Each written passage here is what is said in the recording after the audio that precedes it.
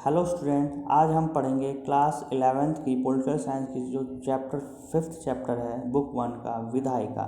हम आज पढ़ेंगे विधायिका यानी लेजिस्लेचर, यानी विधायिका होता क्या है। यानी देश में जो भी कानून बनते हैं वो किसके थ्रू बनते हैं, बनाता कौन है, तो वो विधायिका बनाती है। अगर हम विधायिका की बात करें तो एक तरह से हम समझ सकते हैं कि जो भी देश के लिए कानून बनते हैं वो हमारी संसद बनाती है, जो कि पूरे देश में वो इम्प्लीमेंट होते हैं।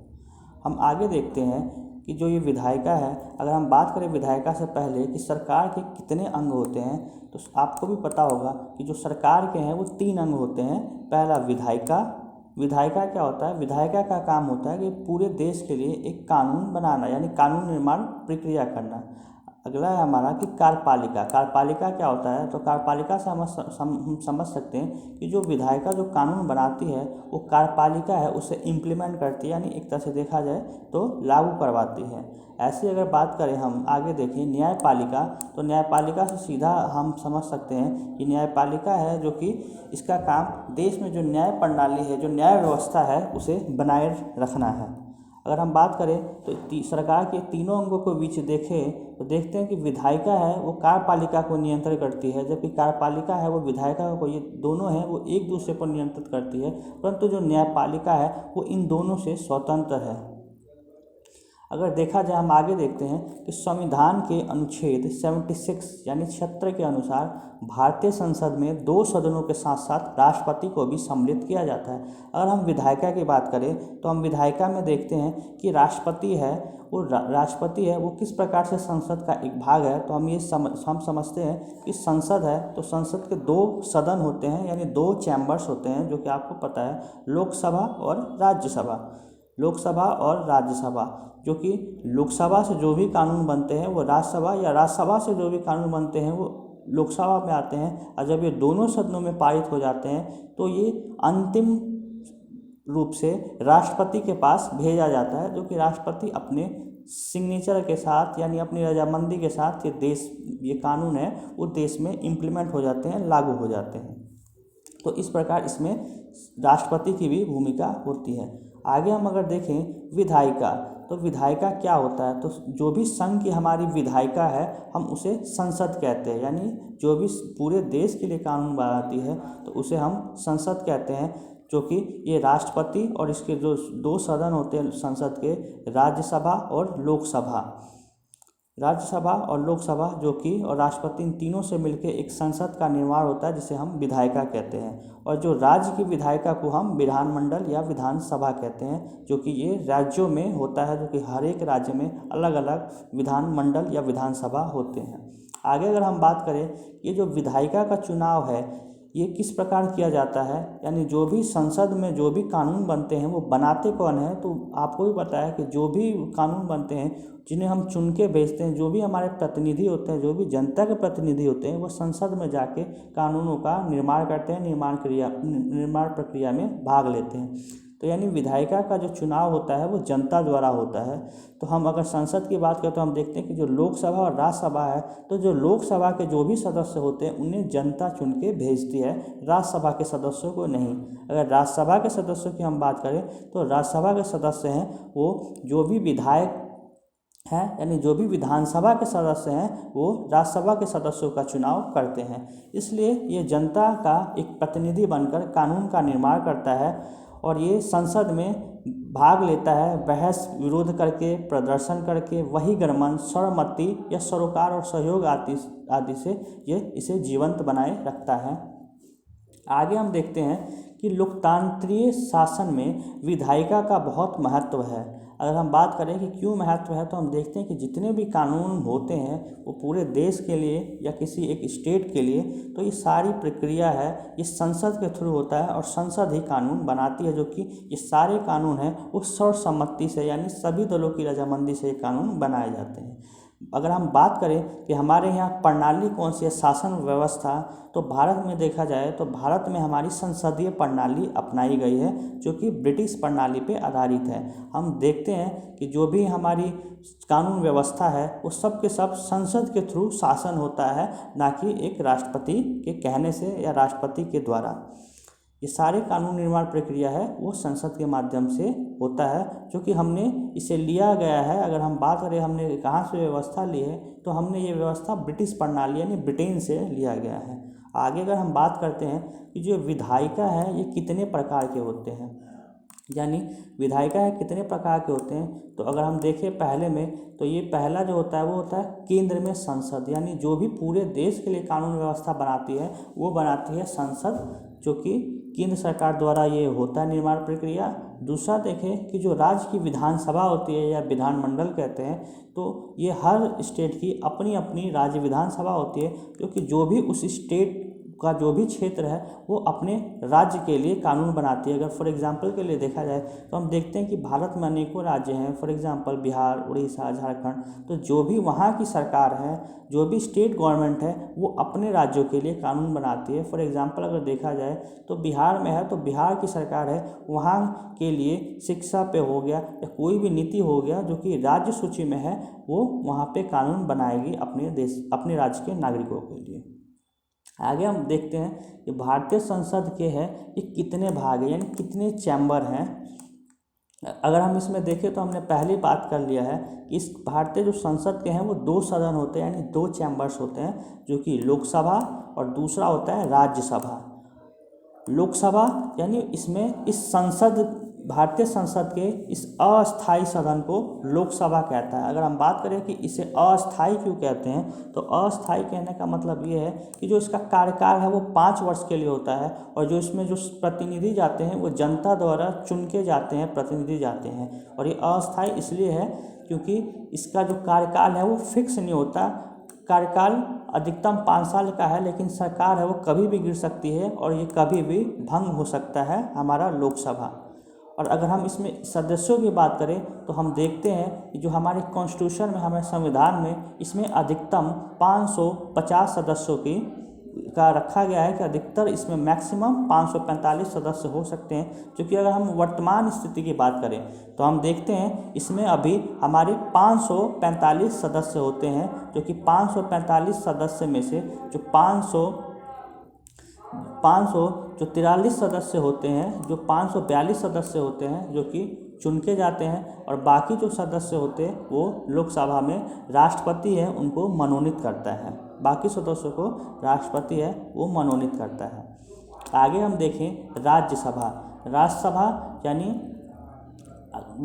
यानी अगर देखें तो ये राज्यों का प्रतिनिधित्व करता है, यानी भारत में जितने भी राज्य हैं, जितने भी स्टेट हैं, वो उनका प्रतिनिधित्व करता है। जो कि अगर हम बात करें तो दोनों जनसंख्या के हिसाब से, यानी दोनों में जनसंख्या के हिसाब से देखा जाए तो इसमें प्रतिनिधियों का जो सीटें हैं वो रिजर्व की गई है। अगर हम राज्यसभा की बात करें तो राज्यसभा ये एक स्थायी सदन होता है। अगर हम दोनों में बात करें अस्थायी स्थायी, तो ये स्थायी क्यों होता है राज्यसभा, तो हम इसमें देखते हैं स्थायी इसलिए होता है क्योंकि जो इसका कार्यकाल होता है राज्यसभा का वो 6 वर्ष का होता है, यानी ये 6 वर्ष के लिए होता है, जो कि ये कभी भी भंग नहीं होता। और इसमें अगर हम सदस्यों की बात करें तो इसमें टोटल मैक्सिमम है वो 250 सदस्य होते हैं, जो कि बाकी इसमें से जो 12 सदस्य होते हैं वो अभी हम अगर वर्तमान में देखें तो इसमें हमारे 245 सदस्य हैं, जो कि जो 12 सदस्य होते हैं इसमें मनोनीत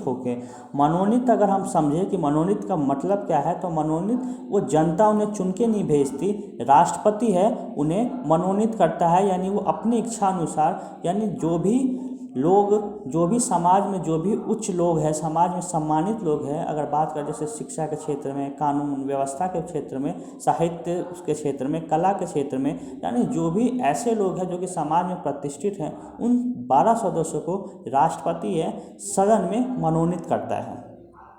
ओके स्टूडेंट, इसका जो कार्यकाल है वो 6 वर्ष का होता है, और जो राज्यसभा है वो कभी भंग नहीं हो सकती, यानी एक तरह से ये स्थायी सदन होता है। आगे हम बात करते हैं कि संसद में 2 सदनों की आवश्यकता क्यों है। अगर हम देखें कि संसद है तो संसद में 2 सदन की आवश्यकता क्यों, यानी यहाँ पे क्यों राज्यसभा और लोकसभा बनाया गया है। एक ही सदन होता तो चीज़ें और आसानी से होती, यानी जल्दी होती। तो ये बनाने का अभिप्राय क्या है, जो हमारे संविधान निर्माता है उन्होंने क्यों 2 सदनों की निर्माण उन्होंने किया। तो ये क्यों जरूरी है, तो हम देखते हैं कि विविधताओं से पूर्ण देश हमारा है, यहाँ पे द्विसदनात्मक राष्ट्रीय विधायिका चाहते थे ताकि समाज के सभी वर्गों का उचित प्रतिनिधित्व दिया जा सके। ये इसलिए ज़रूरी था क्योंकि हमारा देश है, हम देखते हैं कि विविधताओं से यानी अनेक प्रकार के धर्म, लोग, जाति, संप्रदाय, अनेकों प्रकार के लोग भारत में रहते हैं। तो उन सभी लोगों को, समाज के सभी वर्गों का प्रतिनिधित्व दिया जा सके, इसलिए ये 2 सदनों की आवश्यकता उन्हें महसूस हुई। अगला हम देखते हैं कि इसका लाभ ये है कि एक सदन द्वारा प्रत्येक निर्णय पर दूसरे सदन में पुनः विचार हो।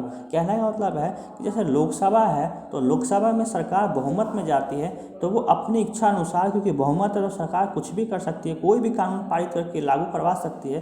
तो इसके लिए राज्यसभा में किया गया, इसलिए बनाया गया दूसरा सदन राज्यसभा, ताकि कोई भी सरकार है वो कानून बनाती है तो वो दूसरे सदन में भी जाके उस पर पुनः विचार हो, यानी दूसरा सदन ये देखे यहाँ जो कानून बनाया गया सरकार द्वारा, इसमें कमियां क्या है और इसमें क्या और भी सुधार हो सकते हैं या सही है कि नहीं ये देश के लिए। आगे हम देखते हैं कि प्रत्येक विधायक और नीति पर 2 बार विचार होता है। यानी कहने का मतलब है कि जो भी कानून सरकार बनाती है उस पर एक बार लोकसभा में हो गया, जो दूसरे सदन में है राज्यसभा, उस पर 2 बार पुनर्विचार होता है, यानी देखा जाता है। एक सदन कोई भी निर्णय जल्दबाजी में नहीं थोप सकती। कहने का अभिप्राय ये है कि एक सदन है वो अपना निर्णय है जल्दबाजी में नहीं थोप सकती। ओके स्टूडेंट, आगे हम देखते हैं कि संसद के प्रमुख कार्य क्या है। यानी संसद है हमारी प्रणाली, संसदीय व्यवस्था है, तो संसद के काम क्या होते हैं, संसद क्या क्या कार्य करता है। तो हम पहले ही पढ़ चुके हैं कि संसद पहला है कि कानून बनाता है, पूरे देश के लिए कानून का निर्माण करेगा, हमने ये देखा।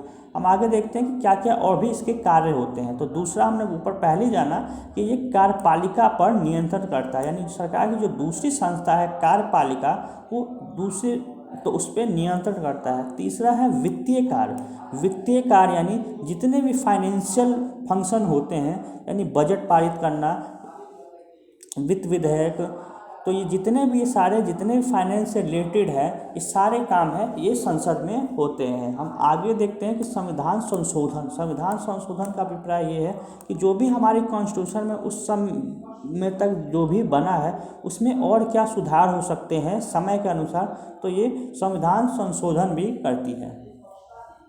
अगला हम देखते हैं कि निर्वाचन संबंधी कार्य यानी जो भी हमारे देखते हैं कि निर्वाचन संबंधी यानी चुना जाना, जैसे लोकसभा के चुनाव होते हैं, राज्यसभा के होते हैं, तो जो भी निर्वाचन संबंधी ये भी जो सभी कार्य हैं इस पर बदलाव करती है, यानी इसमें ये सभी कार्य देखती है। अगला हमारा है न्यायिक कार्य, ये न्यायिक कार्यों को भी देखती है। ऐसे प्रतिनिधित्व ये संसद में पूरे देश का प्रतिनिधित्व करती है, यानी सब समाज के जो भी सभी वर्ग हैं वो इसमें शामिल होते हैं। ऐसे ये बहस का मंच यानी जो भी कानून लाए जाते हैं तो वो सरकार उस विधेयक पे संसद में बहस होती है। जैसे फॉर एग्जांपल अगर देखा जाए तो सरकार कोई सा भी विधेयक लाती है महिलाओं के ऊपर कि महिलाओं को संसद में प्रतिनिधित्व होना चाहिए या सीटें हैं वो रिजर्व होनी चाहिए, तो इस पर एक बहस होता है, उस पर बहस होता है ताकि देखा जाता है कि हाँ ये कितना ज़रूरी है, इस पर और क्या क्या बदलाव हो सकते हैं या उसे किस प्रकार से इम्प्लीमेंट किया जा सकता है। तो ये एक बहस का मंच है। अगला हम बात करें कि विदेशी नीति पर नियंत्रण यानी सरकार है एक तरह से देश का प्रतिनिधित्व करता है अन्य देशों में, और जो भी नीतियां हैं वो जाके इम्प्लीमेंट होते हैं, एक दूसरे से कूटनीतिक संबंध बनते हैं, तो ये विदेश नीति पे भी नियंत्रण रखता है हमारी संसद। अगला है कि विचारशील भी कार्य करता है, यानी से जो भी जरूरी लगता है, जो आवश्यक है, वो भी सभी फैसले ये कार्य करता है। तो ऊपर हमने जाना कि संसद के प्रमुख कार्य क्या क्या हैं। आगे हम देखते हैं कि द्विसदनात्मक विधायिका वाले प्रांत, यानी अगर हम बात करें तो ऊपर हमने देखा कि जो संसद है तो संसद पूरे देश के लिए कानून बनाता है, पूरे देश के लिए एक तरह से देखें तो ये कानून व्यवस्था बनाता है जो कि पूरे देश पे लागू होता है। लेकिन हमने पहले ही जाना है कि एक दूसरा भी होता है जो कि स्टेट का अपना विधानसभा यानी होता है, यानी वो अपने स्टेट के लिए खुद कानून बनाते हैं। तो हम देखते हैं कि ये कहाँ द्विसदनात्मक यानी हम भारत में देखें तो अधिकतर राज्यों में देखते हैं जहाँ पे एक सदन है। एक सदन का मतलब कि वहाँ पे एक ही सभा है, यानी लोकसभा राज्यसभा की तरह नहीं, वहाँ पे केवल एक ही सदन है।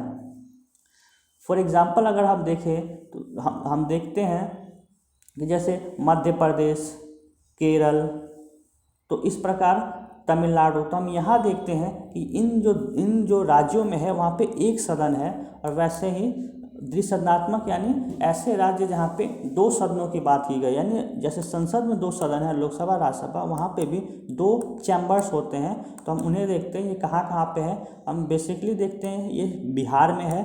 बिहार में यानी विधानसभा और वहाँ पे विधान परिषद होते हैं, यानी इन स्टेटों में दो सदन का मतलब है कि एक विधानसभा और दूसरा विधान परिषद। तो सेम वही ये पैरेलल चलता है, जो कि हमने देखा जो विधानसभा के जो भी सदस्य होते हैं वो जनता द्वारा चुन के आते हैं, और जबकि विधान परिषद के जो भी सदस्य होते हैं, वो विधान परिषद के जो भी सदस्य होते हैं वो जनता द्वारा चुन के नहीं, बल्कि एक तरह से देखा जाए तो इनडायरेक्टली वो आते हैं। ऐसे ही हम देखते हैं जम्मू कश्मीर, तो जो कि जम्मू कश्मीर में देखा जाए तो ये भूतपूर्व यानी पहले जम्मू कश्मीर में यहाँ पे दो चैम्बर हुआ करते थे, लेकिन वर्तमान में देखा जाए तो यहाँ से अब हट गया है, क्योंकि आपको भी पता होगा कि जम्मू कश्मीर है एक तरह से एक स्टेट और एक टेरिटरी, यानी जम्मू और कश्मीर की अपनी एक विधानसभा बनाई गई है, और वहाँ पे लद्दाख को अलग एक केंद्र शासित प्रदेश में किया गया है। तो जब जम्मू कश्मीर में देखा जाए तो यहाँ पे द्विसदनात्मक व्यवस्था नहीं है। अगर उत्तर प्रदेश में देखो तो यहाँ पे उत्तर प्रदेश में द्विसदनात्मक व्यवस्था है। ऐसे हम महाराष्ट्र में हमें देखने को मिलता है, ऐसे ही हमें कर्नाटक में देखने को मिलता है। और अगला हमारा एक दूसरा राज्य है जो कि आंध्र प्रदेश, जहाँ से शुरुआती समय में ही वहाँ पे द्विसदनात्मक व्यवस्था थी। तो आंध्र प्रदेश का आपको भी पता है कि आंध्र प्रदेश का जब विभाजन हुआ तो वहाँ पे दो स्टेट बन गए, आंध्र प्रदेश और तेलंगाना। तो आंध्र प्रदेश और तेलंगाना इन दोनों राज्यों में द्विसदनात्मक व्यवस्था स्थापित है। आगे हम बात करते हैं राज्यसभा की, कि राज्यसभा होता क्या है। तो जैसे हमने ऊपर ही पहले ही आपको बताया कि जो राज्यसभा है वो भारतीय संसद का ऊपरी सदन ये कहलाता है, यानी एक तरह से ये अपर हाउस होता है, संसद का सदन का अपर हाउस होता है, जबकि लोकसभा होती है वो निम्न सदन होती है। तो हम देखते हैं कि जो भारतीय राज्यसभा है उसमें सदस्यों की संख्या हमने पहले ही जाना कि इसमें अधिकतम जो सदस्य है वो 250 यानी 250 हो सकते हैं, जिनमें से 12 है सदस्य है वो राष्ट्रपति उन्हें मनोनीत करता है, जो कि हमने जाना कि जो मनोनीत सदस्य होते हैं वो साहित्य, कला, विज्ञान के क्षेत्र में से होते हैं। राष्ट्रपति उन्हें मनोनीत करता है, जो कि बिना चुनाव के ये संसद में राज्यसभा में प्रवेश करते हैं। और 238 सदस्य होते हैं वो राज्यों द्वारा अप्रत्यक्ष चुनाव द्वारा, यानी जनता इन्हें नहीं चुनती, यानी जनता जो विधायक को चुनती है, यानी ये विधायक है, यानी जो विधानसभा के जो सदस्य हैं उनको राज्यसभा सदस्यों को ये चुनते हैं। फॉर एग्जाम्पल अगर हम बात करें तो हम देखते हैं फॉर एग्जाम्पल के लिए कि दिल्ली, यानी दिल्ली में देखा जाए तो जनसंख्या के हिसाब से बांटा गया है। तो जनसंख्या के हिसाब से हम देखते हैं कि दिल्ली से 3 सदस्य हैं वो राज्यसभा की ओर जाते हैं, जबकि हम लोकसभा में देखते हैं कि लोकसभा में जो 7 सदस्य हैं वो दिल्ली से जाते हैं। ऐसे इनका जो निर्वाचन होता है, जो कि आपको पता है कि जो भी लोकसभा का जो निर्वाचन होता है, जो कार्यकाल होता है वो 5 वर्ष के लिए होता है, जबकि जो राज्यसभा का जो कार्यकाल होता है वो 6 वर्ष के लिए होता है। 6 वर्ष के लिए इसलिए किया गया है ताकि एक तरह से ये संसद है, ये सदन है, ये कभी भंग ना हो, राज्यसभा है कभी भंग ना हो। और राज्यसभा एक कहा जाए तो राज्यसभा एक स्थायी सदन है। किस प्रकार? क्योंकि इसमें हर 2 वर्ष पे, यानी प्रत्येक 2 वर्ष पे जो 1/3 सदस्य है इनका चुनाव होता है, और 1/3 सदस्य हैं ये रिटायरमेंट होते हैं, यानी हर 6 साल बाद, 6 साल का तो कार्यकाल होता है, यानी हर 2 वर्ष बाद दोबारा से चुनाव होते हैं, इलेक्शन। 1/3 सदस्यों के लिए, केवल 1/3 सदस्यों के लिए चुनाव होता है, जो कि 1/3 सदस्य रिटायरमेंट में होते हैं। और जो मनोनीत सदस्य होते हैं ये साहित्य, विज्ञान, कला, समाज सेवा, खेल आदि क्षेत्रों से ये लिए जाते हैं। तो मुझे उम्मीद है कि आप ये सब राज्यसभा के बारे में अधिकतर जानकारी प्राप्त कर चुके होंगे। आगे हम देखते हैं कि जो राज्यसभा का सदस्य बनने की योग्यताएं क्या है। कि किसी भी चीज़ के लिए हमें एक होता है कि हाँ योग्यताएं होनी चाहिए, योग्य हो। फॉर एग्जांपल अगर हमें मान लीजिए कि अगर हमें 10th में एडमिशन लेना तो जाहिर सी बात है कि हमें 9th है वो पास आउट होना चाहिए, तभी हम आगे जाके 10th में एडमिशन ले सकते हैं। इसी प्रकार एक राज्यसभा का सदस्य बनना है तो इसकी भी योग्यताएं हैं कि आप कैसे इसके सदस्य बन सकते हैं, यानी चुनाव में आप कैसे खड़े हो सकते हैं। तो इसके अगर देखा जाए तो सबसे पहले कंडीशन है कि वो भारत का नागरिक हो, फिर इसकी जो उम्र है वो 30 वर्ष पार कर चुका हो, यानी 30 वर्ष या 30 वर्ष से अधिक हो, और साथ ही साथ जो इसका निर्वाचन होता है वो एकल संक्रमणीय आनुपातिक प्रतिनिधित्व प्रणाली के से होता है। यानी यहाँ पे हमने पहले ही पढ़ा, जो लोकसभा का जो चुनाव होता है उसमें जिसे भी सबसे अधिक सीटें मिलती हैं वो जीत जाता है, वो अपनी सरकार बनाता है। यहाँ पे हम देखिए अनुपातिक आधार पे, प्रतिनिधित्व के आधार पे, यानी वहाँ पे जो वोटिंग परसेंटेज है वो परसेंटेज के आधार पे यहाँ पे चलती है, प्रतिनिधित्व के आधार पे, यानी वोटिंग परसेंटेज के हिसाब से कि किसको कितने वोट परसेंटेज मिले। आगे हम देखते हैं कि 1951 के जन प्रतिनिधित्व कानून, यानी जो भी चुनाव इलेक्शन प्रक्रिया होता है तो उसमें देखा जाता है कि 1951 के जो भी कानून बना है जन प्रतिनिधित्व कानून, उसके अनुसार राज्यसभा या लोकसभा के उम्मीदवार का नाम किसी न किसी संसदीय निर्वाचन क्षेत्र में पंजीकृत होना आवश्यक है। यानी कोई भी सदस्य इलेक्शन लड़ता है तो उसका कोई ना कोई निर्वाचन क्षेत्र में जो मतदाता सूची होता है, जो मतदाता सूची होता है उसमें नाम होना जरूरी है इलेक्शन लड़ने के लिए। आगे हम देखते हैं, हमने अभी तक पढ़ा कि इसकी सदस्य बनने की योग्यताएं क्या है। ऐसे में पढ़ेंगे कि राज्यसभा की शक्तियां क्या हैं, राज्यसभा क्या क्या काम करता है।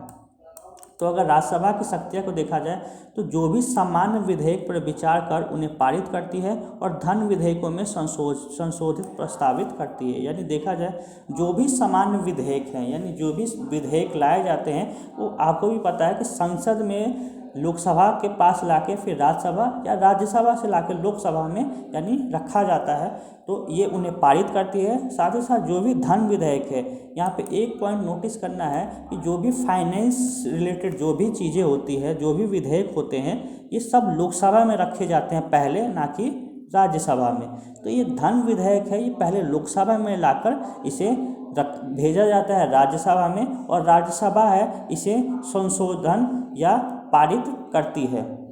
अगर इसमें देखा जाए कि जो भी धन विधेयक है, जो जितने भी फाइनेंस से रिलेटेड चीज विधेयक हैं, अगर राज्यसभा है अगर उसे पारित नहीं भी करती है तो ये अपने आप पारित माना जाता है। आगे राज्यसभा के क्या कार्य हैं।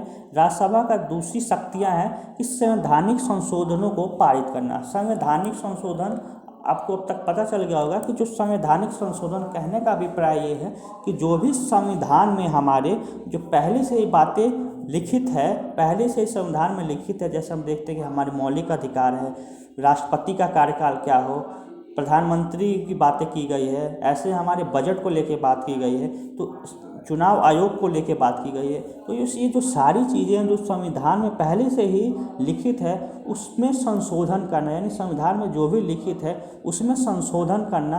यानी फॉर एग्जांपल मान लीजिए कि उसमें चुनाव आयोग का जिक्र किया गया है कि हाँ अनुच्छेद 324 के तहत एक निर्वाचन आयोग होगा जो कि चुनाव व्यवस्था देखेगा पूरे देश की, तो उसमें संसद है वो संशोधन करती है कि हाँ जो निर्वाचन आयोग है उसमें मान लीजिए कि बहुत सदस्य है तो और सदस्यों को, उसमें अभी 3 प्रेजेंट में सदस्य हैं तो वो संशोधन कर सकती है कि हाँ उसमें एक और सदस्य को जोड़ सकती है या एक सदस्य को कम कर सकती है, यानी 2 ही जो सदस्य हैं मेंबर्स हैं उनको रख सकती है। तो कहने का मतलब ये है कि जो भी संवैधानिक संशोधन है यानी संविधान में संशोधन कर सकती है।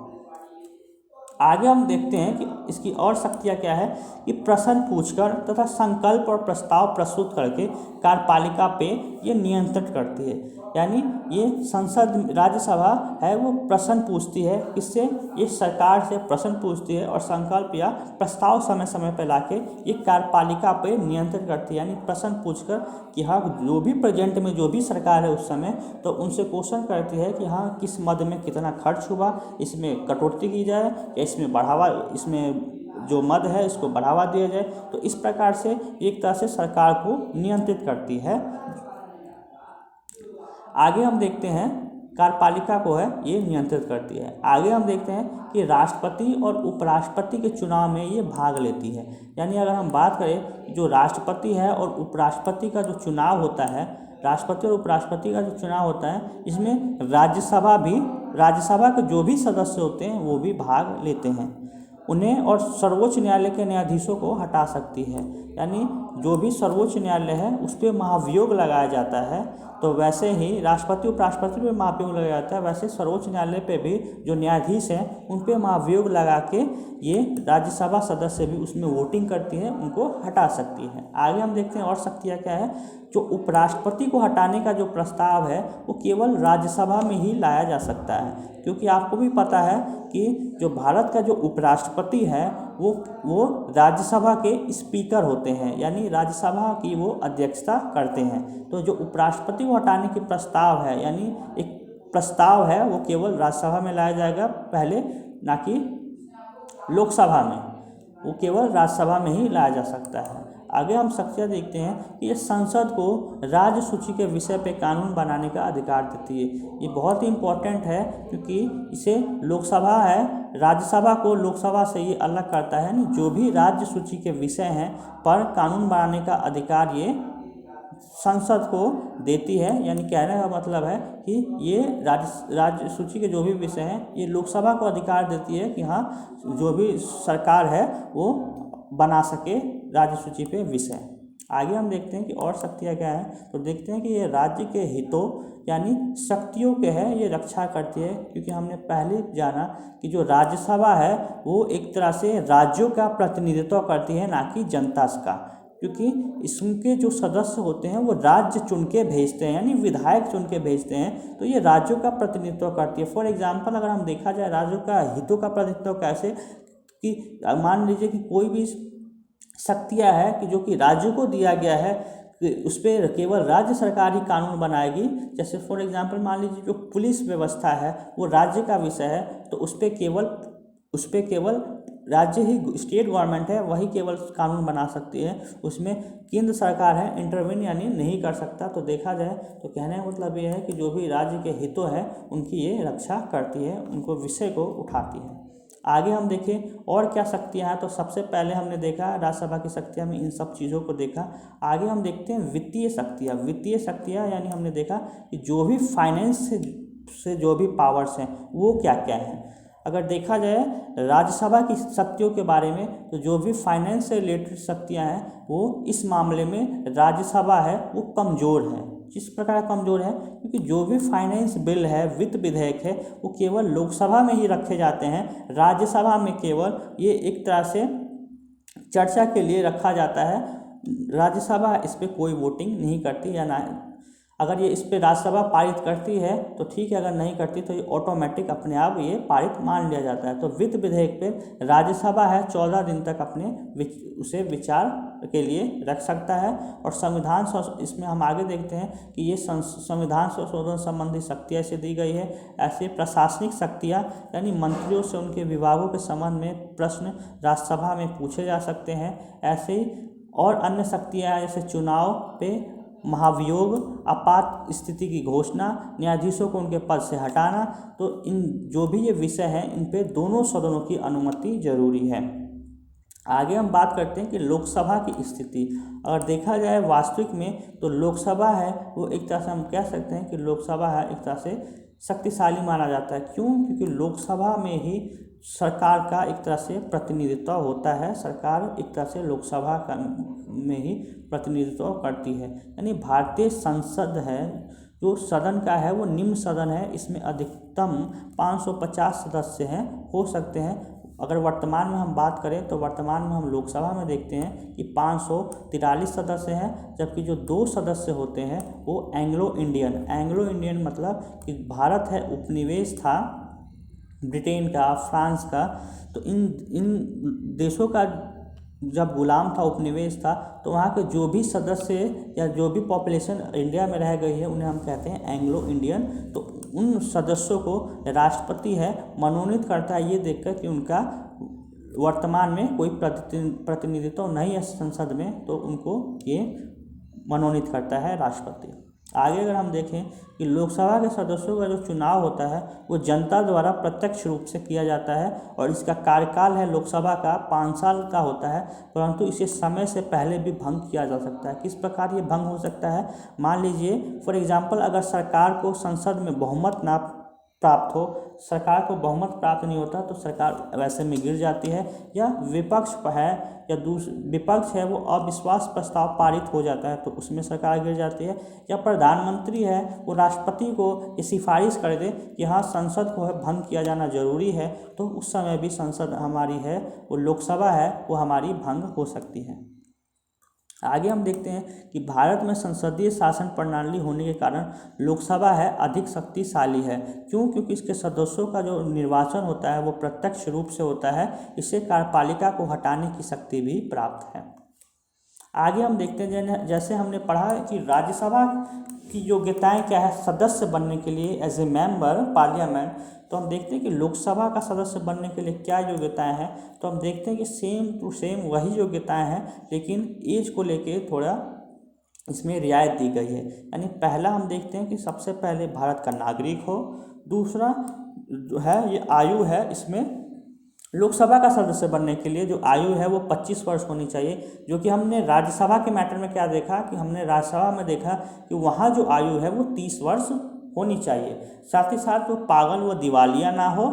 चौथा है वो किसी लाभ के पद पे ना हो, यानी लाभप्रद सरकारी पद पे ना हो। तो ये सारे जो क्राइटेरिया है, ये सारी योग्यताएं हैं, ये एक लोकसभा के सदस्य बनने के लिए जरूरी होती हैं। अगर हम बात करें कि लोकसभा की विशेष शक्ति क्या है, जैसे हमने पढ़ा कि लोकसभा और राज्यसभा के दोनों शक्ति होती है, लेकिन कुछ विशेष शक्ति क्या होती है। जैसे हमने ऊपर पढ़ा कि राज्यसभा की विशेष शक्ति होती है, जिस प्रकार लोकसभा की विशेष शक्ति है। राज्यसभा फॉर एग्जांपल अगर कोई भी राज्य का मैटर है तो उस पर कानून है केवल राज्यसभा बना सकती है और वो ट्रांसफ़र कर सकती है लोकसभा को कि ठीक है आप इस पर अपने कानून बना सकते हैं आप। तो इसी तरह का जैसे फाइनेंस बिल पे हमने बात किया कि जो भी फाइनेंस बिल है वो केवल लोकसभा में भी पारित होंगे और राज्यसभा की उसमें ज़्यादा उसमें ज़रूरत नहीं होती। लोकसभा एक तरह से उसे पारित करे या ना करे वो खुद ही पारित माना जाता है। तो इस प्रकार हम पढ़ेंगे कि लोकसभा की विशेष शक्ति क्या होती है, यानी लोकसभा को किस प्रकार से माना जाता है कि ये एक तरह से ये प्रिविलेज है, प्रिविलेज पावर है। तो हम इसमें देखते हैं कि जो भी संघ सूची और समवर्ती सूची है के विषय पर कानून बनाता है। तो इसी प्रकार जैसे हमने देखा कि जो राज्यसभा है वो केवल राज्य सूची पे कानून बना सकता है, उसी प्रकार जो लोकसभा है वो संघ सूची और जो भी समवर्ती सूची।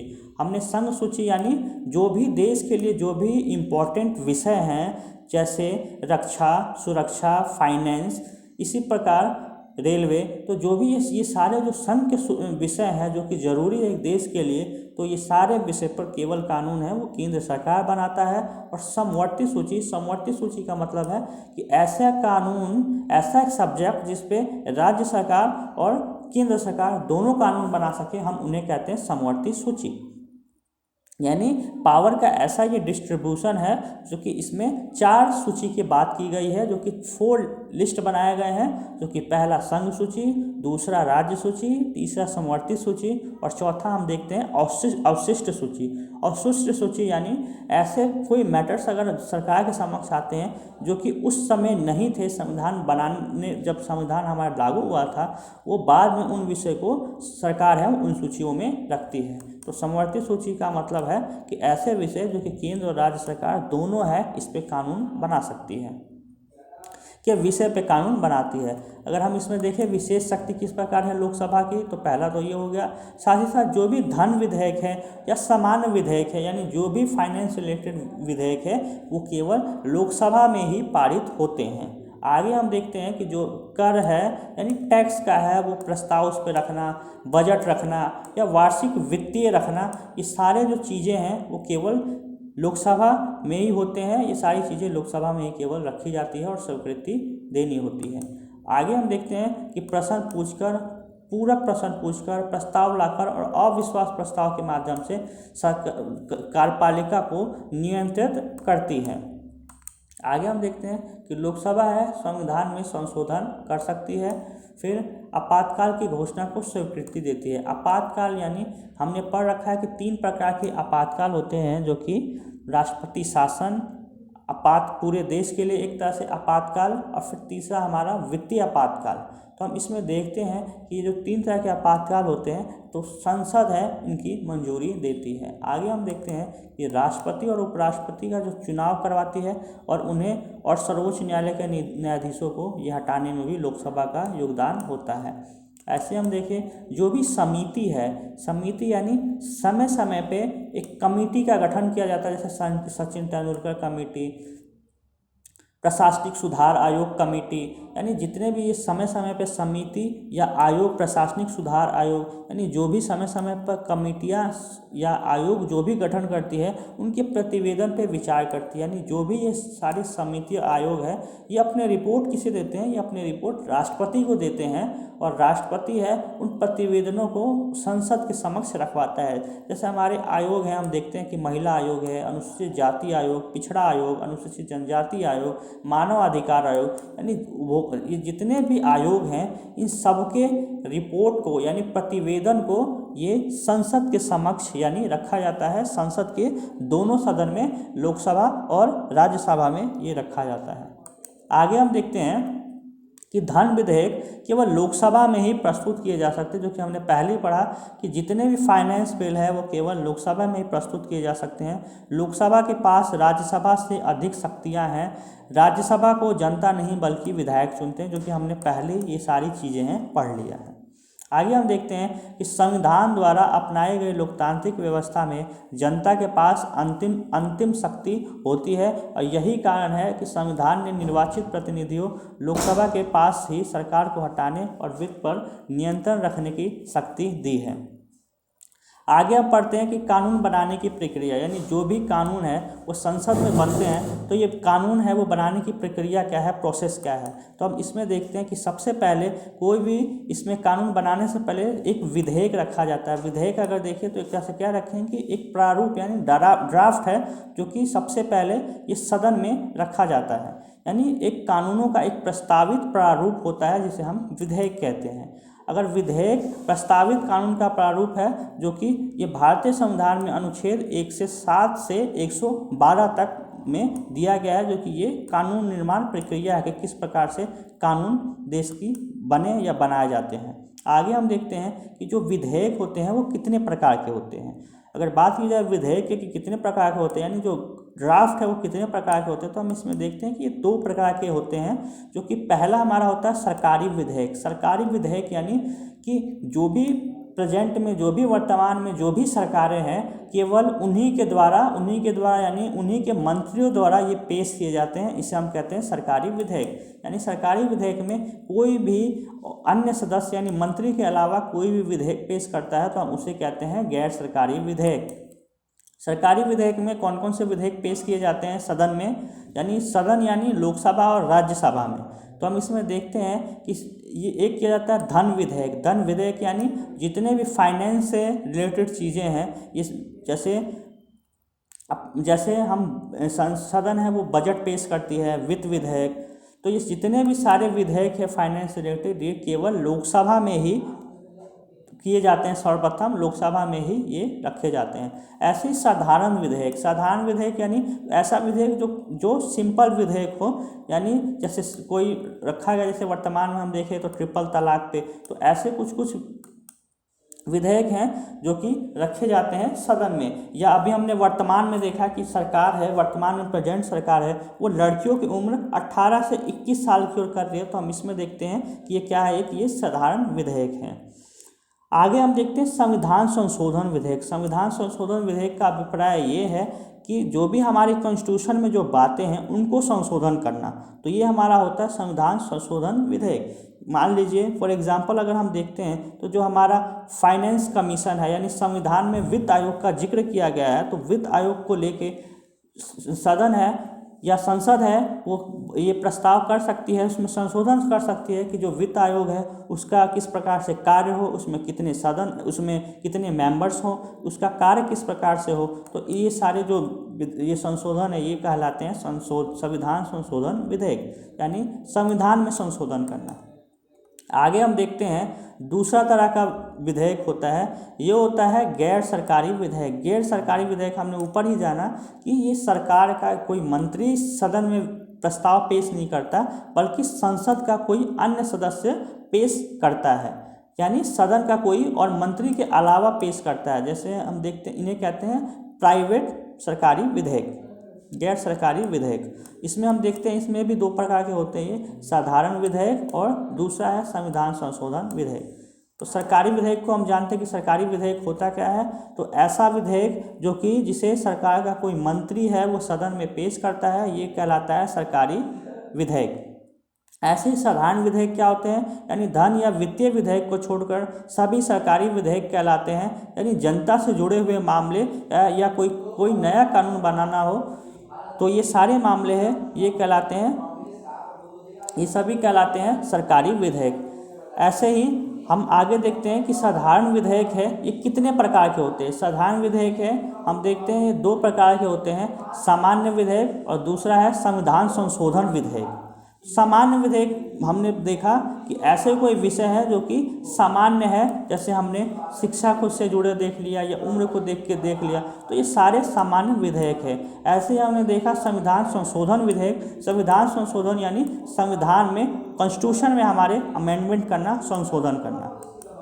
आगे हम देखते हैं कि धन या वित्त विधेयक। धन या वित्त विधेयक में हमने देखा कि ऐसा विधेयक सदन में प्रस्तावित किया जाता है जो कि नए कर के हो, छूट को लेके हो, या वित्तीय लेन देन से संबंधित हो, या किसी कार्य के लिए धन मुहैया कराना हो। तो ये सारे यानी ऐसा विधेयक जिसमें पैसों का लेन देन यानी धन की बात की जाए कि फॉर एग्जांपल कि कोई सरकार है वो नए कर लगाती है, कोई स्टार्टअप पे कर लगाती है, या जो टैक्स है उसे जीएसटी है उसे या तो बढ़ाती है, या सेस कर लगाती है, या किसी पे छूट देती है। तो इस प्रकार के जितना भी वित्तीय लेन देन है ये सब धन विधेयक या वित्तीय विधेयक में आते हैं।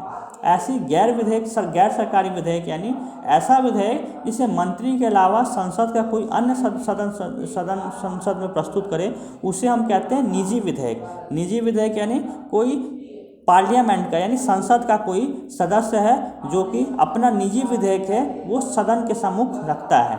हालांकि ये विधेयक है, ये कभी निजी विधेयक है, कभी पास नहीं होते। आगे हम देखते हैं कि ये जो सारे विधेयक हमने पढ़ा कि इतने सरकारी विधेयक होते हैं, गैर सरकारी विधेयक होते हैं, लेकिन इन विधेयक को सदन में रखने की एक प्रक्रिया होती है। प्रक्रिया का अगर हम देखें तो विधेयक रखने से, सदन में विधेयक रखने से पहले जो भी जिस सदन में भी रखा जाता है, फॉर एग्जांपल लोकसभा में रखा जाता है, तो लोकसभा स्पीकर को यानी लोकसभा जो अध्यक्ष है उसे पहले से सूचित करना पड़ता है, या सदन में पहले बताना पड़ता है कि हाँ हम इस विधेयक को रखना चाहते हैं या इस विधेयक को इस दिन रखा जाएगा। तो पहला है कि सदन में सूचित करना सदन को। तो हम इसमें देखते हैं कि जो विधेयक प्रक्रिया किस प्रकार से होता है। इसका प्रथम वाचन होता है। प्रथम वाचन यानी सबसे पहले कोई भी विधेयक है वो संसद में रखा जाता है, उस पर पहला वाचन होता है। द्वितीय वाचन में ये समिति स्तर होता है कि प्रथम वाचन में क्या हो गया कि सदन में रखा गया, उस पर वाद विवाद हुआ। द्वितीय वाचन में उस विधेयक को समिति के पास भेज दिया जाता है। अगर उसमें कुछ कमियां होती है तो समिति बना के, जो कि ये समिति होती है ये पार्लियामेंट के ही यानी जो संसद के जो सदस्य होते हैं यही इसमें होते हैं। जैसे आपने अभी पढ़ा होगा कि लोकलेखा समिति, ये जो भी समितियां होती है तो ये सारी समितियों के पास भेज दिया जाता है। ऐसे ही तीसरे में हम देखते हैं कि समिति की रिपोर्ट पे चर्चा करना। बाद में जब ये समिति अपनी रिपोर्ट है ये पुनः दोबारा से सदन को अपनी रिपोर्ट है वो सबमिट करा देती है, तो उस समिति की रिपोर्ट पे सदन में चर्चा की जाती है। ऐसे ही अगला इसमें तृतीय वाचन होता है, यानी फिर से इस पर दोबारा से विचार विमर्श होता है। फिर इसी प्रक्रिया में दूसरे सदन में ये प्रक्रिया होती है, यानी जब यहाँ पे ये पारित हो जाता है, ये विधेयक पारित हो जाता है, तो एक सदन से दूसरे सदन में, फॉर एग्जांपल ये सारी प्रक्रिया पहले लोकसभा में चला और लोकसभा के बाद जब ये पारित हो गया तो इसे दूसरे सदन राज्यसभा में भेज दिया गया। अगर राज्यसभा में उसे शुरू किया गया तो उसे लोकसभा में भेज दिया गया। तो कहने का अभिप्राय ये है कि ये जो विधेयक है ये इन तीनों स्टेजेस से होते हुए एक सदन से दूसरे सदन में जाती है। जब ये दोनों सदन में ये विधेयक पारित हो जाते हैं तो इस विधेयक को अंतिम रूप से राष्ट्रपति की स्वीकृति के लिए भेज दिया जाता है, यानी राष्ट्रपति है अपना उस पर स्वीकृति देगा, हस्ताक्षर के साथ उसको मंजूरी दे देगा कि ये कानून है, फिर बाद में आगे जाके वो कानून का रूप ले लेता है। आगे हम पढ़ते हैं संसदीय नियंत्रण के साधन क्या है। संसदीय नियंत्रण के साधन यानी संसद है वो को नियंत्रण करने के लिए किस क्या क्या साधन है।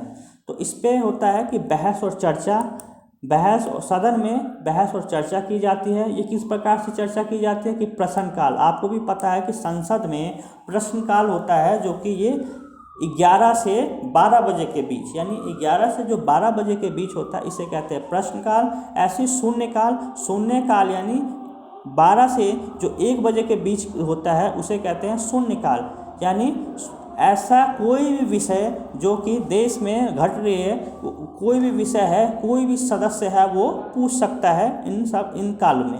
ऐसे हमारा अगला है स्थगन प्रस्ताव। आगे हम देखते हैं कि और भी क्या साधन है, तो हम इसमें देखते हैं कि कानूनों की स्वीकृति या अस्वीकृति, यानी संसद में जो भी विधेयक है उसमें कानूनों की स्वीकृति या अस्वीकृति होती देकर। अगला है वित्तीय नियंत्रण पे। चौथा है अविश्वास प्रस्ताव लाके, यानी जो ये अविश्वास प्रस्ताव है इसका अभिप्राय क्या होता है। तो अविश्वास प्रस्ताव यानी ये जो भी प्रेजेंट में वर्तमान में जो भी सरकार होती है ये विपक्ष द्वारा अविश्वास प्रस्ताव लाया जाता है, यानी जब विपक्ष को लगे कि हाँ जो सरकार है उसके पास पूर्ण रूप से बहुमत नहीं है तो वो अविश्वास प्रस्ताव सदन में लाती है। जो कि ये जो प्रस्ताव है देखा जाए तो ये कहाँ लाया जाता है, ये केवल लोकसभा में ही लाया जाता है अविश्वास प्रस्ताव। इस अविश्वास प्रस्ताव अगर ये पारित हो जाता है तो सरकार है गिर जाती है और सरकार को इस्तीफा देना पड़ता है। अगर ये पारित ना हो तो सरकार पे इस पर कुछ असर नहीं पड़ता है। ऐसे निंदा प्रस्ताव सदन में ये प्रस्ताव लाया जाता है। निंदा प्रस्ताव का अभिप्राय ये है कि सरकार है कोई भी अपने कार्य कर रही है तो सरकार के किसी भी कार्यों से व्यवस्थित होना यानी उसकी आलोचना करना, इसे हम कहते हैं निंदा प्रस्ताव। आगे हम देखते हैं कि ये जो सारे प्रोसीजर्स हैं इस संसद में चलते हैं, तो इसमें संसद समितियाँ यानी हमने पढ़ा कि इसमें लोकसभा का भी योगदान है, राज्यसभा का भी योगदान है, लेकिन साथ ही साथ अगर कोई बहस होता है, कोई टकराव है तो ये संसद में समितियों का भी निर्माण किया जाता है। ये समितियाँ जो बनाई जाती है वो कोई इसमें बाहरी सदस्य नहीं होते बल्कि संसदीय समितियों में इसमें जो सदस्य होते हैं वो सदन के ही सदस्य होते हैं, यानी लोकसभा के ही सदस्य होंगे, राज्यसभा के ही सदस्य होंगे, कोई इसमें अन्य सदस्य नहीं होगा। जो कि ये इन सदस्यों में लोकसभा राज्यसभा के ही सदस्य होते हैं, जो कि सरकार और विपक्ष यानी इनमें दोनों सदनों के दोनों जो पार्टियां हैं इसमें सभी का इसमें पार्टियों का है, संसद के जितनी भी पार्टियां हैं इसमें सभी का प्रतिनिधित्व इन समितियों में होता है उनके सीटों को लेके। आगे हम ये देखते हैं कि इस संसदीय समितियों में क्या होता है कि विभिन्न विधायी व दैनिक कार्यों के लिए समितियों का गठन संसदीय कामकाज का एक जरूरी पहलू है और ये विभिन्न मामलों पर विचार विमर्श करती है और प्रशासनिक कार्यों पर निगरानी रखती है। देखा जाए कि समितियाँ का क्या काम है तो हम देखते हैं कि इनका काम क्या होता है कि जो भी संसदीय कामकाज है हम देखते हैं कि वहाँ पे नियम समिति जो रूल को रेगुलेशन करवाती है, फॉलो करवाती है, जो भी सांसद हैं उनके अटेंडेंस को लेके, और भी जितने भी कोई भी विधेयक है उस पर अगर रिपोर्ट देना हो, अपने विचार विमर्श देना हो, सुझाव देने हो, तो ये सभी समितियां हैं, ये जो भी समितियां हैं इन कार्यों पर निगरानी रखती है। आगे हम देखते हैं कि ये जो समितियां होती है कितने प्रकार की हैं। पहला हम देखते हैं वित्तीय समितियां। वित्तीय समितियां यानी फाइनेंस से रिलेटेड समितियां जो कि फाइनेंस से रिलेटेड विषय को देखती है। हम इसमें देखते हैं कि इसमें सबसे पहले हम देखते हैं लोक लेखा समिति। लोक लेखा समिति इसका क्या काम है? लोक लेखा समिति है कि भारत सरकार के जितने भी विभागों को खर्च हैं ये नियमानुसार हुआ है कि नहीं, यानी सही तरीके से हुआ है या नहीं, ये लोक लेखा समिति है ये देखती है। अगर हम इसमें देखें कि अगला हम देखते हैं कि प्राक्कलन समिति। प्राक्कलन समिति क्या होता है कि खर्च में किफ़ायत किस तरह से की जा सकती है, यानी प्राक्कलन समिति ये देखती है कि जो भी संसद का जो भी सरकार है विधेयक जो भी बजट के माध्यम से जो भी एक राशि देती है किसी भी मंत्रालय को, तो ये देखती है कि खर्च में किस प्रकार से थोड़ी कमी की जा सके या खर्च में किफ़ायत किस तरह से की जा सकती है। ऐसे ही हमारा तीसरा है लोक उपक्रम। लोक उपक्रम का मतलब है कि जो भी सरकार के पीएसयू हैं, पीएसयू यानी हम देखते हैं कि फॉर एग्जांपल हम देखते हैं कि जो भी पीएसयू है यानी पब्लिक अंडरटेकिंग जो भी है, जितने भी चीज़ें हैं पीएसयू, तो हम देखते हैं फॉर एग्जांपल हम देखते हैं कि जैसे LIC, Indian oil, BPCL, HPCL, यानी जितने केंद्र सरकार के पीएसयू हैं तो उनका ये एक ऑडिट करती है। ऑडिट यानी ये सरकारी उद्योगों की रिपोर्ट की जांच करती है और उद्योग और व्यवसाय कुशलतापूर्वक चलाए जा रहे हैं नहीं, ये उनका ऑडिट करती है, उनके रिपोर्टों को ये देखती है कौन समिति, लोक उपक्रम समिति। ओके स्टूडेंट, हम आगे देखते हैं कि विभागीय समिति, जैसे हमने पहले पढ़ा कि वित्तीय समिति यानी ये फाइनेंस को चीज़ें देखती है, ये विभागीय ये समितियाँ। ऐसे ही विभागीय स्थायी समितियाँ, विभागीय यानी एक तरह से हो गया कि जो डिपार्टमेंट को देखना, एक तरह से ये डिपार्टमेंट स्थायी समितियाँ है, ये डिपार्टमेंट के लिए बनी हुई है जो कि देखती हैं, जो कि नियमन समिति से क्या अभिप्राय है, नियमन समिति से है कि जो भी संसद में जो भी रूल एंड रेगुलेशन नियम बनाए गए हैं, जो कि हम देखते हैं कि लोकसभा जो संसद का है एक मैनुअल होता है, जो कि प्रोसीजर्स होता है कि कौन सदस्य किस प्रकार से चीज़ों को पूछ सकता है, कब मुद्दों को उठाएगा, कैसा उनका आचार विचार रहेगा, तो ये सारी चीज़ें हैं ये नियमन समिति को देखती है। ऐसे हम देखते हैं जो अगली समिति है वो है विशेषाधिकार समिति। विशेषाधिकार समिति यानी संसद के जो भी सदस्य हैं उन्हें, आपको पता है कि वो चुन के गए हैं सदन में, तो उन्हें कुछ विशेषाधिकार दिए गए हैं, यानी उनके कुछ विशेषाधिकार होते हैं। विशेषाधिकार मतलब कि हम देखते हैं कि अगर उनके खिलाफ कोई भी मतलब मुकदमा ये दर्ज होता है तो सबसे पहले उन्हें नोटिस पीरियड दिया जाना, यानी उन्हें तुरंत गिरफ्तार नहीं किया जा सकता है। साथ ही साथ अगर संसद का कार्यकाल चल रहा हो तो वो कोर्ट है में जाके उपस्थित नहीं हो सकते, उन्हें विशेषाधिकार है। इसी प्रकार हम आगे देखते हैं कार्य मंत्रणा समिति। कार्य मंत्रणा यानी जो भी कार्य है उस पर मंत्रणा यानी चर्चा की जाती है, तो उसके लिए ये समिति बनाई गई है। ऐसे ही चौथा है आश्वासन समिति। आगे हम देखते हैं कि तीसरी समिति है हमारी तदर्थ समिति। तदर्थ समिति से अभिप्राय ये है कि ये कोई भी विशिष्ट कार्य यानी ऐसे तदर्थ यानी देखा जाए, इसका वर्ड देखा जाए तो तदर्थ समिति यानी ऐसे कार्य जो कि एक तरह से बिल्कुल डिफरेंट हो, अलग हो। तो इसका कार्य क्या होता है समिति का, कि विशिष्ट विषयों की जांच पड़ताल करने तथा रिपोर्ट देने के लिए समय समय पर इसका गठन हुआ जाता है। तदर्थ समिति देखा जाए तो इसका ये कोई स्थायी समिति नहीं है। जैसे हमने ऊपर जैसे हमने पढ़ा कि लोक लेखा समिति, प्राक्कलन समिति, ये लोक उपक्रम समिति, ये सारी समितियां हैं स्थायी रहती हैं यानी हमेशा बनी रहती हैं। लेकिन जो तदर्थ समितियां होती है वो केवल किसी विशेष मैटर के लिए ही बनाई जाती है, ये हमेशा समितियां नहीं रहती।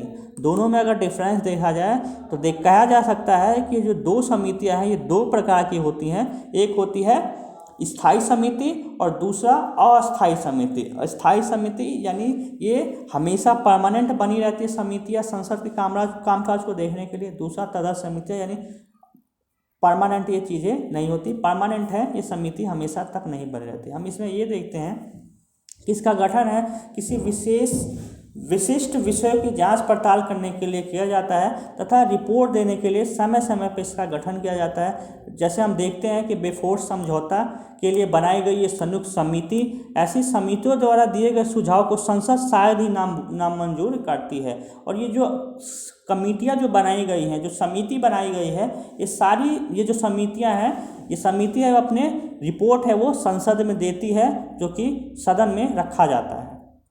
आगे हम देखते हैं कि संसद है स्वयं को किस प्रकार नियंत्रित करती है, यानी संसद है वो अपने आप को किस प्रकार से कंट्रोल करती है। तो किस प्रकार से कंट्रोल करती है खुद को? तो सबसे पहले ये संसद का स्वार्थ है वह अनुशासित होना, यानी संसद अपने आप को सबसे पहले एक डिसिप्लिन में रखती है, यानी जो भी विषय हैं, जो भी विधेयक हैं, वो ठीक प्रकार से टाइमली सही समय पर हो, सारी चीज़ें हैं सही समय पर हो, तो एक तरह से डिसिप्लिन में अपने आप को ये रखती है। दूसरा है कि सदन का जो अध्यक्ष है वो विधायिका की कार्यवाही के मामलों में सर्वोच्च अधिकारी होता है।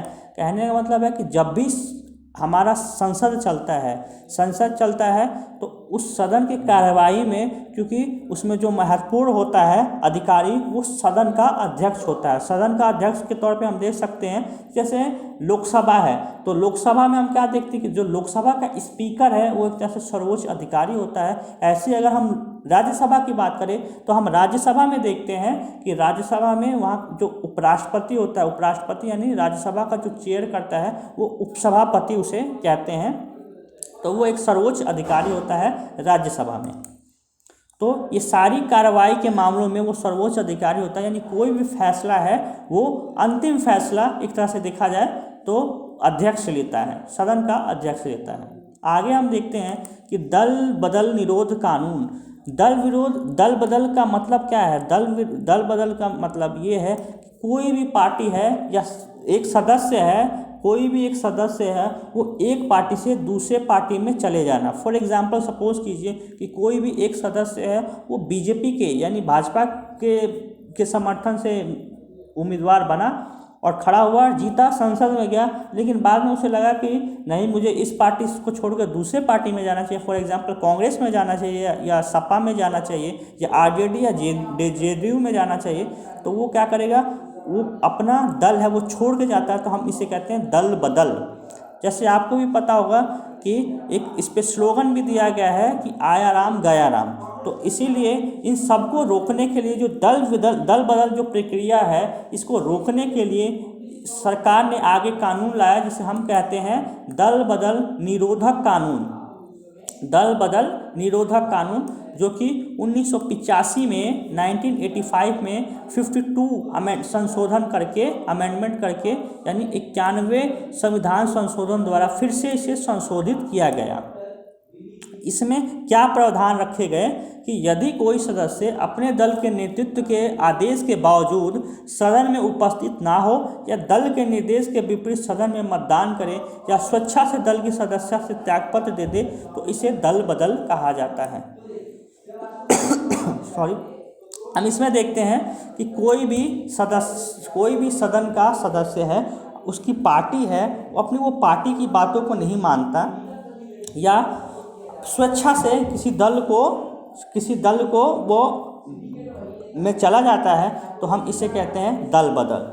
यानी इन सारे मैटर्स को देखने के लिए अध्यक्ष उस सदन की सदस्यता के अयोग्य ठहरा सकता है, यानी जो सदन का अध्यक्ष है इन सब मैटर को देखता है और उसका हमने पढ़ा कि निर्णय है वो अंतिम होता है, वो उसे जो भी सदस्य है उसे अयोग्य कर सकता है। आगे हम देखते हैं कि भारतीय संघात्मक सरकार में 29 राज्य और 7 केंद्र शासित इकाइयों को मिलाकर भारत में संघीय शासन की स्थापना करती है। हमें पता है कि जो हमारा देश है वो एक तरह से संघात्मक है, यानी भारतीय संविधान का जो अनुच्छेद 1 है वो क्या कहता है, वो कहता है अनुच्छेद 1 कि जो भारत है एक राज्यों का संघ है, यानी भारत है वो अनेक छोटे छोटे राज्यों से मिलके बना है। तो जो हमारे यहाँ भारत में है वो एक तरह से संघात्मक व्यवस्था है, जहाँ पे अनेकों छोटे छोटे राज्य हैं, वो मिलके एक संघ का निर्माण करते हैं और भारत में संघीय शासन की स्थापना करते हैं। जैसे हम केंद्र शासित पे देखें तो केंद्र शासित में हम देखते हैं कि जैसे दिल्ली को राष्ट्रीय राजधानी क्षेत्र घोषित किया गया है, यानी भारत की राजधानी क्या है, दिल्ली, तो इसलिए इस प्रकार दिल्ली को भी एक केंद्र शासित प्रदेश हम देखते हैं कि केंद्र शासित प्रदेश हमने ऊपर पढ़ा केंद्र शासित प्रदेश। केंद्र शासित प्रदेश क्या होता है? केंद्र शासित प्रदेश यानी उस पर केंद्र का पूरा कंट्रोल होता है। जैसे हम देखते हैं भारत में हमारे कौन कौन से केंद्र शासित प्रदेश है, तो हम देखते हैं कि दिल्ली, चंडीगढ़, पांडिचेरी, तो ये जो जितने भी ये हमारे ये सब हैं, ये हम दादर और नगर हवेली, दमन और दीव, ये सारे हैं, ये हमारे केंद्र शासित प्रदेश है और इस पे कंट्रोल होता है, वो किसका कंट्रोल है, ये कंट्रोल सीधा केंद्र सरकार का कंट्रोल होता है। यानी केंद्र सरकार मीन्स यानी केंद्र सरकार जो भी प्रेजेंट में सरकार रहेगी उसका सीधा सीधा कंट्रोल रहता है। ऐसे ही हम देखें कि 2 केंद्र शासित प्रदेश ऐसे भी हैं जहाँ पे राज्य का दर्जा नहीं है, वहाँ पे विधानसभाएं अपनी अपनी विधानसभाएं हैं। जैसे हम दिल्ली और पांडिचेरी में देखते हैं, पुडुचेरी में देखते हैं कि वहाँ पे अपनी अपनी सरकारें स्थापित है, यानी राज्य की विधानसभाएं हैं। आगे हम देखते हैं कि भारत के प्रत्येक राज्य में विधानमंडल की व्यवस्था एक समान नहीं है। कहने का अभिप्राय ये है कि भारत के जितने भी राज्य हैं वहाँ विधानमंडल की व्यवस्था एक समान नहीं है। यानी हम कुछ देखते हैं कि कुछ राज्य में एक सदनीय व्यवस्था है, जो कि हमने ऊपर पढ़ा कि कुछ राज्यों में एक सदनीय व्यवस्था है, यानी वहाँ पे एक सदन है, और कुछ राज्यों में द्विसदनीय व्यवस्था है, यानी 2 चैम्बर्स है, 2 सदन है, जो कि विधानसभा भी है, अब स्टेट की अपनी विधानसभा भी है और विधान परिषद भी। जैसे फॉर एग्जांपल हमने देखा यूपी में वहाँ पे विधानसभा भी है और विधान परिषद भी है। आगे हम बात करते हैं कि राज्य में कानून निर्माण का कार्य विधानमंडलों द्वारा किया जाता है। जैसे हमने ऊपर पढ़ा स्टूडेंट कि केंद्र सरकार के लिए जो भी कानून है वो संसद में बनता है, यानी भारतीय संसद में देखा जाता है इन सब मैटर्स को बनाती है। वैसे ही राज्यों में जो कानून निर्माण का जो कार्य है वो हर स्टेट अपने अपने विधानसभा में करती है, और ये जो विधानसभा स्थापित होते हैं वो हर एक राज्य की राजधानी में होते हैं। फॉर एग्जाम्पल अगर हम देखा जाए कि बिहार है, बिहार का विधानसभा है वो पटना में है, झारखंड का है रांची में है। इसी प्रकार अगर कर्नाटक का देखें तो बेंगलुरु में, महाराष्ट्र का मुंबई में। तो इस प्रकार जो भी राज्य हैं उनकी अपनी अपनी जो भी विधानसभाएं होती हैं वो राजधानी में स्थापित होती हैं, और प्रत्येक राज्य सरकार है वो अपना कानून निर्माण है अपनी विधानसभा में करता है। और जो भी राज्य सरकार कानून बनाएगा वो केवल उसके जो भी क्षेत्र है, फॉर एग्जांपल अगर यूपी गवर्नमेंट कोई कानून बनाती है शिक्षा को लेकर कि हम फ्री शिक्षा देंगे, तो वो कानून केवल उस स्टेट के बाउंड्री जो भी यूपी प्रदेश है वहीं पे ही इम्प्लीमेंट होंगे। उसके अलावा जो भी पड़ोसी राज्य हैं, फॉर बिहार है देखा जाए तो, दिल्ली देखा जाए तो यहाँ पे इम्प्लीमेंट नहीं होंगे। आगे हम देखते हैं कि राज्यों में कानून निर्माण का कार्य विधानमंडल द्वारा किया जाता है। तो हमने देखा कि यहाँ पे 2 सदन होते हैं, सेम ऐसे ही जैसे निम्न सदन यहाँ पे कहा जाता है विधानसभा को, जो उच्च सदन है यानी विधान परिषद को। यानी जो भी स्टेट हैं जहाँ पे 2 सदनीय व्यवस्था है, यानी विधानसभा भी है विधान परिषद भी है, वहाँ पे कानून निर्माण प्रक्रिया किया जाता है। आगे हम देखते हैं द्विसदनीय राज्य हम देखते हैं कहाँ कहाँ पे है। तो हम देखते हैं कि ये उत्तर प्रदेश में है, तेलंगाना में है, बिहार में, महाराष्ट्र में, कर्नाटक और आंध्र प्रदेश में। क्योंकि अगर हम जम्मू कश्मीर में देखा जाए तो जम्मू कश्मीर विभाजन के बाद अनुच्छेद 370 हटने के बाद जम्मू कश्मीर से ये हटा दिया गया है, और बाकी राज्यों में हम देखते हैं वहाँ पे एक सदनीय व्यवस्था है, यानी एक ही विधानसभाएं स्थापित हैं। आगे हम देखते हैं कि विधानसभा की शक्तियाँ क्या हैं। विधानसभा की शक्तियाँ यानी विधानसभा है वो क्या क्या कर सकती है। तो जो भी हमने ऊपर पढ़ा, जैसे केंद्र सरकार में जो भी संसद है उसी प्रकार विधानसभा है, पैरेलल यानी समांतर वही चीज़ें चलती हैं, इसमें कुछ ज़्यादा चेंजेस नहीं होते। हम इसमें देखते हैं सेम वही विधायी कार्य शक्ति। विधायी कार्य शक्ति का मतलब ये है कि कोई भी कानून निर्माण है, ये सारे कानून निर्माण प्रक्रिया है वो विधानसभा में, राज्य की विधानसभा में किया जाता है। फॉर एग्ज़ाम्पल हमने देखा कि कोई भी स्टेट गवर्नमेंट है कोई भी कानून लाती है तो वो सारे कानून है वो राज्य की विधानसभा में बनाए जाते हैं। ऐसे ही हम अगला देखते हैं वित्तीय शक्तियाँ।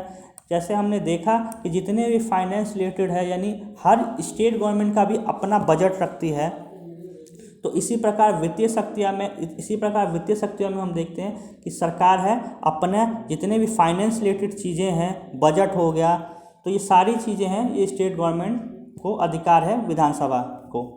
आगे हम देखते हैं कार्यपालिका संबंधी शक्तियाँ। कार्यपालिका हम देखते हैं कि जिस प्रकार केंद्र सरकार में हमने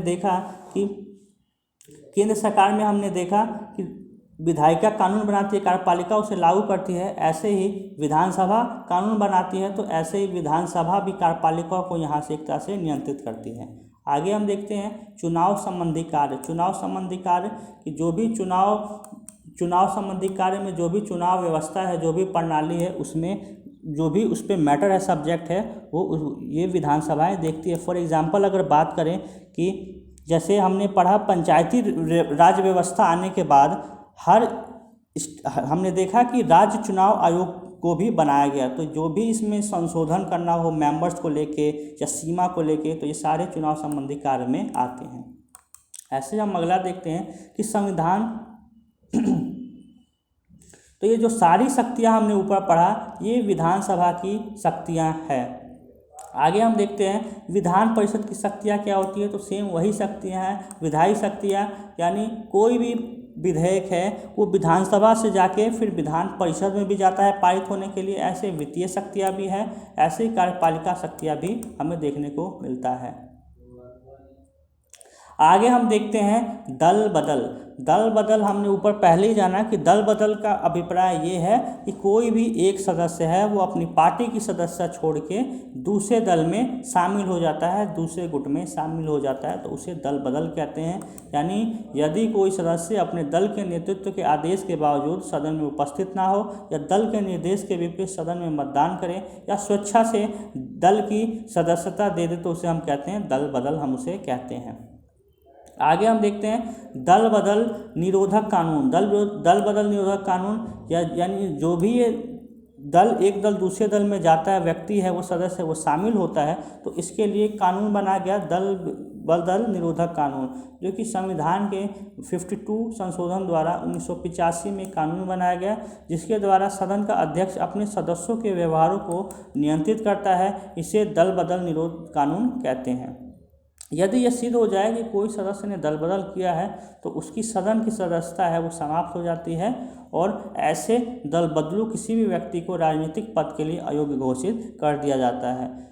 तो हमने इस पे विधायिका में हमने इतनी सारी चीज़ें जानी, देखी कि विधायिका है तो विधायिका में किस प्रकार से कानून निर्माण प्रक्रिया है, कैसे विधेयक पारित होते हैं, हमने ये सब जाना। बहुत बहुत धन्यवाद। आगे हम अगले वीडियो में जानेंगे कि इसके अगले भाग यानी कार्यपालिका का कार्य क्या होता है, कार्यपालिका की शक्तियाँ क्या होती है और कार्यपालिका किस प्रकार से चीज़ों को इम्प्लीमेंट करती है, हम आगे जानेंगे। वीडियो देखने के लिए बहुत बहुत धन्यवाद।